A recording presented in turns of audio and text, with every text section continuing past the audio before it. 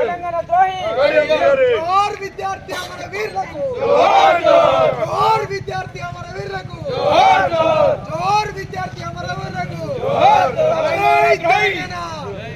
TRS party B form మీద గెలిచిన Kadiyam CR వెంటనే టీఆర్ఎస్ పార్టీ బీఫామ్ మీద గెలిచిన కడియం సిఆర్ వెంటనే జై తెలంగాణ జై తెలంగాణ సిగ్గు సిగ్గు కడియం సిఆర్ సిగ్గు సిగ్గు కడియం సిఆర్ జై తెలంగాణ జై తెలంగాణ తెలంగాణ ఉద్యమ ద్రోహి తెలంగాణ ఉద్యమ ద్రోహి తెలంగాణ ఉద్యమ ద్రోహి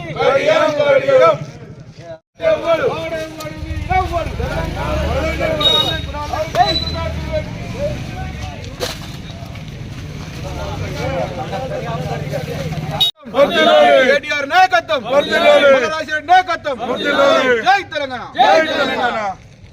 ఈరోజు వేలేరు మండలంలో పీసర గ్రామంలో ఈరోజు ప్రెస్ మీట్ పెట్టడానికి గల కారణం ఏంటంటే గౌరవ స్టేషన్ గన్పూర్ నియోజకవర్గ ఎమ్మెల్యే కడియం శ్రీహరి గారు ఒక అనుచితమైనటువంటి వ్యాఖ్యలు చేయడం జరిగింది స్పీకర్ దగ్గర. దానికి గల కారణం ఏంటంటే నేను బీఆర్ఎస్ పార్టీలోనే ఉన్నా, నేను ఏ పార్టీ మారలేదని చెప్పేసి ఈరోజు కడియం శ్రీహరి గారు స్పీకర్ ముందు ఒక లేఖ ముందు పెట్టడం జరిగింది. అది స్టేషన్ గన్పూర్ నియోజకవర్గ పక్షాన, అదేవిధంగా వేలేరు మండల పక్షాన అది బీఆర్ఎస్ కార్యకర్తల సిగ్గుచేట అని చెప్పేసి ఈరోజు మేము తెలియజేస్తున్నాం. ఎందుకనగా మొన్నటికి మొన్న పెద్దపెన్నెల ప్రోగ్రాంలో నేను కాంగ్రెస్ పార్టీ సంబంధించినటువంటి వ్యక్తిని, కాంగ్రెస్ పార్టీలోనే ఉన్నా, నేను నియోజకవర్గ అభివృద్ధి కోసమే నేను పోతానని చెప్పేసి ఆ రోజు పెద్దపెన్నెల కార్యక్రమంలో చెప్పడం జరిగింది. అదేవిధంగా స్టేషన్ నియోజకవర్గ సంబంధించినటువంటి విషయంలో నేను నియోజకవర్గ అభివృద్ధి ధ్యేయంగా నేను పోతానని చెప్పి చెప్పడం జరిగింది. అదేవిధంగా అంతకుముందు వాళ్ళ కూతురు కడియం కావ్య సంబంధించినటువంటి ఎంపీ ఎలక్షన్లో నా బిడ్డ కాంగ్రెస్ అభ్యర్థి, ఆ కాంగ్రెస్ అభ్యర్థి ప్రకారంగా నేను ప్రచారం చేస్తున్నా, బరాబరి నేను కాంగ్రెస్ పార్టీలో ఉన్నా అని చెప్పేసి ఆ రోజు కడియం శ్రీహరి గారు చెప్పడం జరిగింది. అంటే ఇది ప్రజలను మభ్యపెట్టడం కోసం చేస్తున్నావా, లేకపోతే నియోజకవర్గం అభివృద్ధి కోసం చేస్తున్నావా అని చెప్పేసి ఈరోజు వేలేరు మండల పక్షాన మేము బీఆర్ఎస్ నాయకులను మేము కోరడం జరుగుతుంది. ఒకే విషయం చెప్తున్నాం, కడియం శ్రీహరి గారికి మీరు అసలు అటు బీఆర్ఎస్ పార్టీలు ఉన్నారా లేదా కాంగ్రెస్ పార్టీలు ఉన్నారా స్పష్టంగా చెప్పలేనటువంటి పరిస్థితిలో దీనపరుస్తున్నటువంటి పరిస్థితి మీది. ఈరోజు బరాబరి చెప్తున్నాం, నువ్వు అటు కాంగ్రెస్ గట్టునుంటావా లేదా ఇటు బీఆర్ఎస్ గట్టునుంటావా? ఏ గట్టునుండకుండా నువ్వు నంపుసగం లాకుండా ఈరోజు స్టేషన్ గన్పూర్ నియోజకవర్గాన్ని చాలా రకాలుగా ఇబ్బంది పెడుతున్నటువంటి పరిస్థితి కడియం శ్రీహరి గారిది. ఒక పక్కన అభివృద్ధి కోసం పోతానంటున్నావు, ఇంకో పక్కన ఉద్యమ పార్టీలో బీఆర్ఎస్ పార్టీలో ఉన్నా అని చెప్పేసి ఈ రోజు కూడా స్పీకర్ గారికి నువ్వు లేఖలు ఇచ్చినటువంటి పరిస్థితి. అంటే నువ్వు 74 సంవత్సరాల జీవిత కాలంలో ఎన్నో రకాలుగా నువ్వు మంత్రి పదవులు అనుభవించినావు, ఎమ్మెల్యే పదవిని అనుభవించినావు, ఎమ్మెల్సీ పదవిని అనుభవించినావు, ఎంపీ పదవిని అనుభవించినావు. కానీ కనీస అవగాహన లేకుండా ఈరోజు ఉప ముఖ్యమంత్రి తెలంగాణ రాష్ట్రంలో ఉప ముఖ్యమంత్రి పదవిని కూడా అనుభవించినటువంటి చరిత్ర నీది.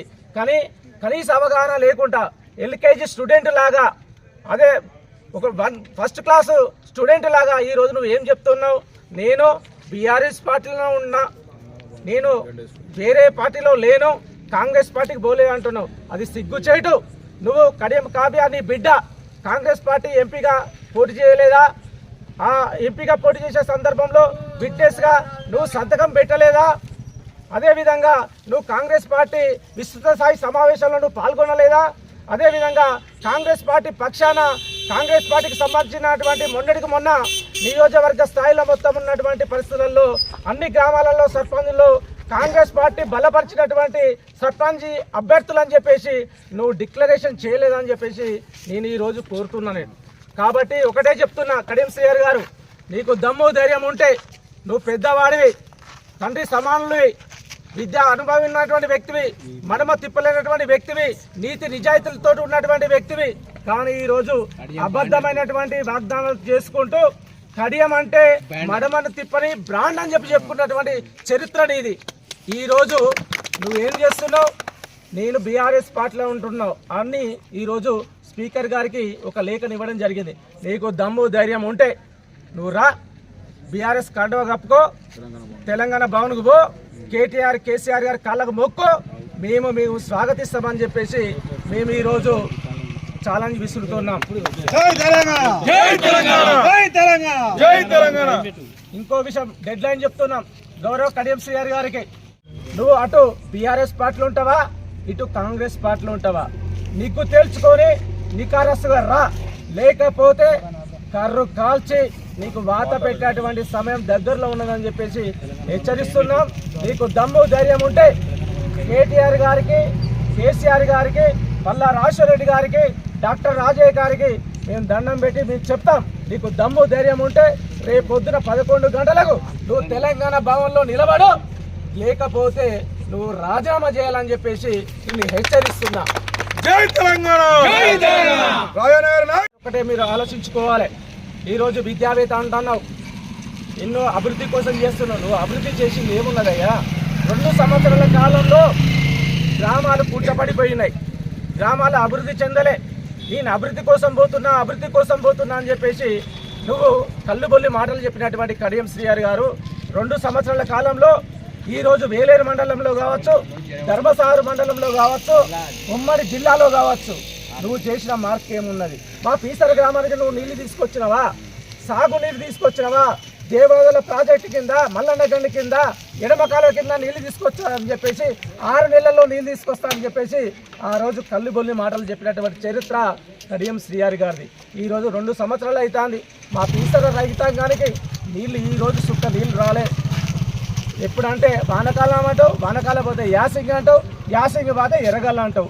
నువ్వు కేవలం ఊసరి వెళ్ళి మాటలు చెప్పేటువంటి పరిస్థితి. కడియం శ్రీహరి గారు, నీకు దమ్ము ధైర్యం ఉంటే మళ్ళీ చెప్తున్నాం, రేపు 11:30కు తెలంగాణ భవన్కు పోయి నేను బీఆర్ఎస్ పార్టీలో ఉన్నా, కేసీఆర్ నా దైవం, కేటీఆర్ నా అనుచరుడు అని చెప్పేసి నువ్వు తెలంగాణ భవన్లో నువ్వు పోకపోతే రేపు 11:30కు డెడ్ లైన్ ఇస్తున్నాం. అవసరం అనుకుంటే మీ అందరం కూడా నియోజకవర్గంలో మొత్తం స్టేషన్ గన్పూర్ నియోజకవర్గంలో ఉన్నటువంటి బీఆర్ఎస్ క్యాడర్ కూడా మేము తెలంగాణ భవన్కు పోయడానికి సిద్ధపడుతున్నాం. నీకు దమ్ము ధైర్యం ఉంటే తెలంగాణ భవన్కు 11 గంటలకు నువ్వు రావాలి, టీఆర్ఎస్ కండువా కప్పుకోవాలి. లేకపోతే బిడ్డ నీకు పుట్టగతులుండవు. నీ వ్యవస్థగా ఈరోజు నువ్వు పుట్టకూరమైనటువంటి వ్యవస్థలు చెప్పినందుకు గాను నీ దిష్టి బొమ్మ దానం చేస్తున్నా అని చెప్పి నిరసనగా మేము దిష్టి బొమ్మ దానం చేస్తున్నా అని చెప్పేసి హెచ్చరిస్తూ రేపు 11 గంటలకు నీకు పూల దండలు పడతాయి, 12 గంటలకు చెప్పుల దండలు పడతాయి అని చెప్పి హెచ్చరిస్తూ ముగిస్తున్నాను. జై తెలంగాణ!